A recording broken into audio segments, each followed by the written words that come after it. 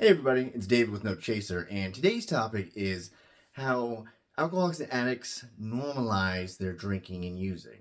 And when I say normalize, I mean to the point where they don't realize they're even addicted or that it's a problem. And I say them, I don't mean like society normalizing it, I mean in their own minds. Like basically, if you're from the outside looking in, or if you're reflecting on your past and you go, how did I live like that? Not just how did I live like that? How did I live and think that was normal or fine or acceptable? And, what this comes down to is, there's a term called beer goggles. Essentially, what it means is that when you're getting drunk, people, females, males, whatever, just the person that you are maybe pursuing or looking at starts to look more attractive maybe than they are, or just people in general, anybody you're peering across the bar or at a party, and I mean, you heard stories of like one night stands where you wake up, you're like, I can't believe I went to bed with that person. Like you're something to write home about. Anyways, but the idea, of beer goggles is just whatever the alcohol does is kind of like aesthetically or to your psychologically to your mind, it makes things look more appealing or better than they are. And the one thing I always say is that the beer goggles sort of thing also works on you. So there's plenty of times where, like I know I've been just wasted and like in the bathroom of the bar and just I've been drinking day after day, and I got like bags under my eyes. I look like a raccoon, and my hair's messed up, and I just my shirt's all muffled, and I'm just like, dude, you look good. And in that little microcosm I'm trying to use is that you're under the influence. You look at your life, and you're not quite seeing it is a different take, and not just that, but what I don't just mean under the influence where you have normalized your behavior because you're high or drunk all the time, but just like a psychological sort of, not a change, but here's the thing. People are crazy psychologically of what we can get used to. And when I mean used to, I mean not what we can bear, but what we can see as normal in a sort of way. Like take anybody who, has undergone some big change or move, you move to a place and you see how some people live differently. And you're like, how do they live like that? And they look at you and they go, how do you live like that? I mean, the whole thing is that alcoholics and addicts, they don't start using drugs. They don't start drinking and it's boom, automatically to crazy to alcoholic life and total consequences and shooting up and doing anything like that. It can happen gradually. It can happen really quickly, but it's what's that analogy where, like you can boil a frog by like just turning it up like the degrees of the water. First of all, why are you boiling a frog? Anyways, but you boil a frog by you turn up the degree of the water temperature just 1 degree every minute or so, or every 2 minutes, or it just becomes accustomed to that, and then it'll just be boiled alive, and you now have a boiled frog because you're weird. But that is, in a sense, the way that you come to just living with your addiction. Now, like I mentioned before, there's plenty of times where, through a lot of my, addiction and drinking, where I was just like, this is not normal and not good, and I'm stuck doing this, but I can't stop doing it. But even in certain points, you can just come to see it as, no, I don't have a problem at all. Now, this happens for like a multitude of reasons. One, could be what you're surrounded with, sort of like in your society, like you don't live in the ocean, so to speak. You live in a fishbowl more likely, and just the people around you, they drink all the time. Other people are using drugs too. Because a lot of people think like, how can you be like a meth addict or heroin addict and just think everything's fine? Well, I mean, you could be with a bunch of other drug users and you're like, well, I'm not like that person. That person is a drug addict. I am totally cool and killing it. And there is a way that we measure our lives too, where a lot of people can be functional alcoholics or functional addicts in a sense where really it seems crazy to some, but some people can totally like take care of their responsibilities and go to work, raise a family. Like I said, it's amazing what people not only can used to, and I won't say thrive, but can kind of keep up appearances for a while. Some people can do it longer than others. Again, it just all depends on the circumstances. Like I know a couple of people that they came from small towns And there's just a lot of drinking and driving. There was like one cop for like two towns, and like, well, the Jeff, the sheriff's over in that town, so we can drink and drive, and they just booze cruise. And then they finally move to like a bigger city, and they like get pulled over and get a DUI, and you're like, what? Just follow me home, we're good. Or like people that like lived in a big city where they just use public transport all the time, and then they get their own car. They didn't realize, like, whoa, I'm risking DUI all the time. Whoa, I might be alcoholic. No, probably. Let's not think about that. But there's these little things that occur where, like, one thing I always say is that there's certain consequences that alcoholics and addicts face, where something sort of happens, like you get in trouble at work, or it could be as like dire as like an intervention, or you get like a DUI or a possession charge. You get in some sort of legal trouble, and you think that was where your life went wrong. Like, whoa, this is where the bad stuff started happening.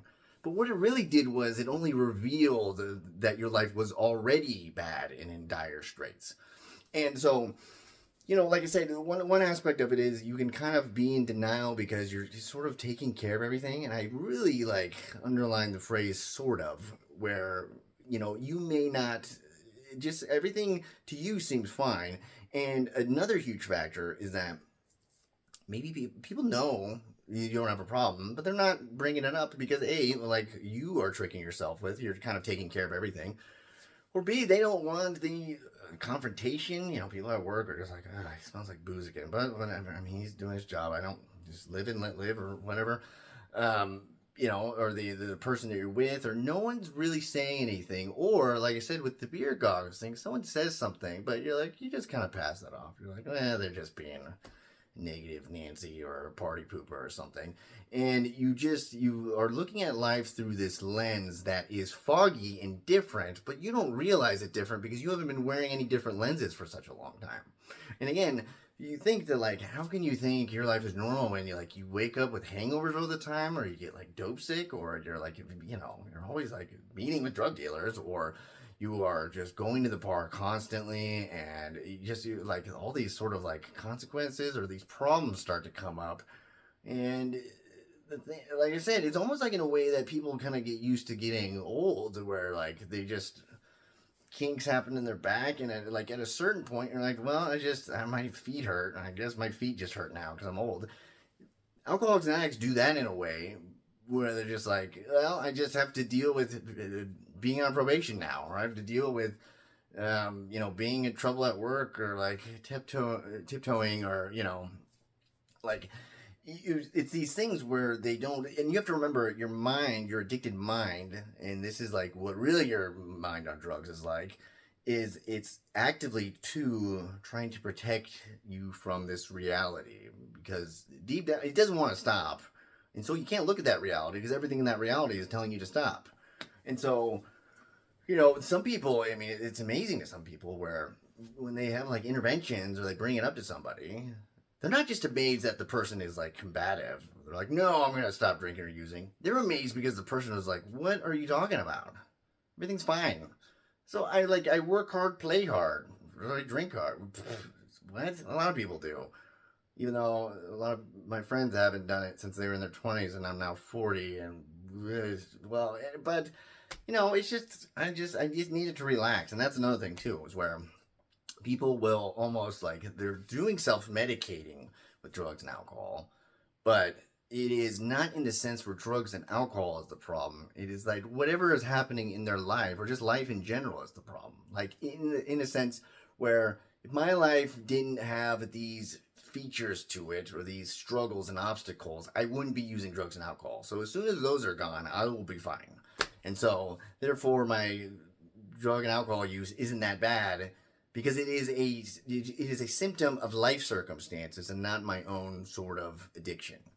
And I can't stress enough how much the mind will work against you. And it's a very strange thing, especially in addiction, that your mind lies to you in a weird, like you lie to yourself, which is weird. You may hear that phrase a lot, but it's weird to think about.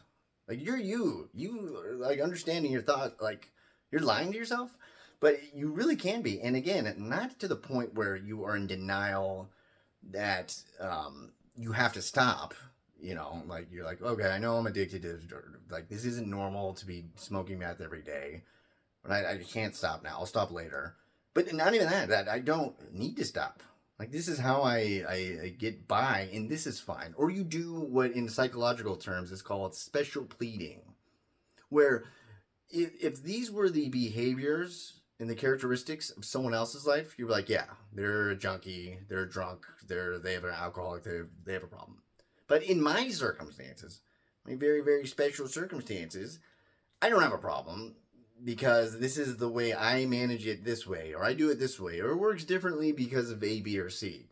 And spoiler alert, probably is not. Now, there's a few unicorns out there that will just, they'll put down the pipe or the booze and they'll be like, okay, yeah, it was just whatever. Or they'll just, I don't know, get by. It's kind of amazing. I've met so many alcoholics and addicts who got by for a long time. My addiction just really, and alcoholism just really spiraled kind of quickly.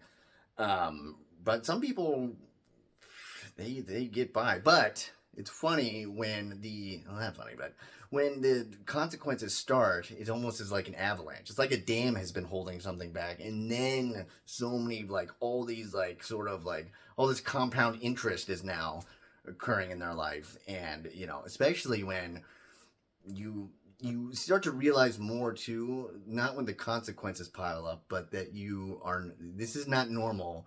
Not just when you have the consequences, like I said, but when you are starting to do things like hiding or sneaking it, because now you're like, okay, now I'm being a weirdo. Now I'm not telling people, or I'm lying a lot, and that's not normal. I'm usually honest about everything else except this.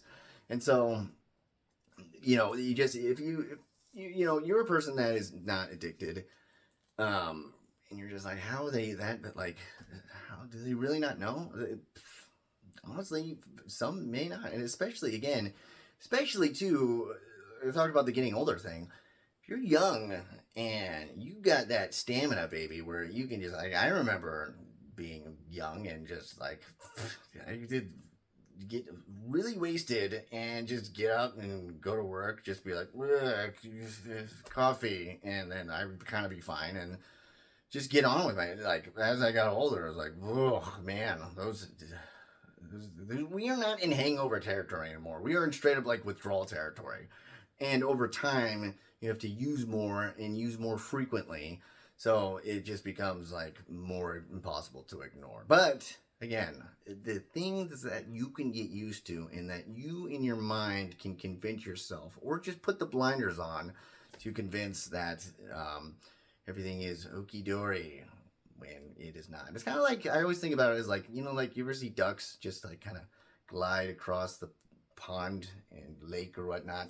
They seem to just like a little paper boat, but underneath there is that furious kicking of legs, and you ever see that a duck swimming underneath? It's just it's all this turmoil and calamity, but on top it looks totally fine.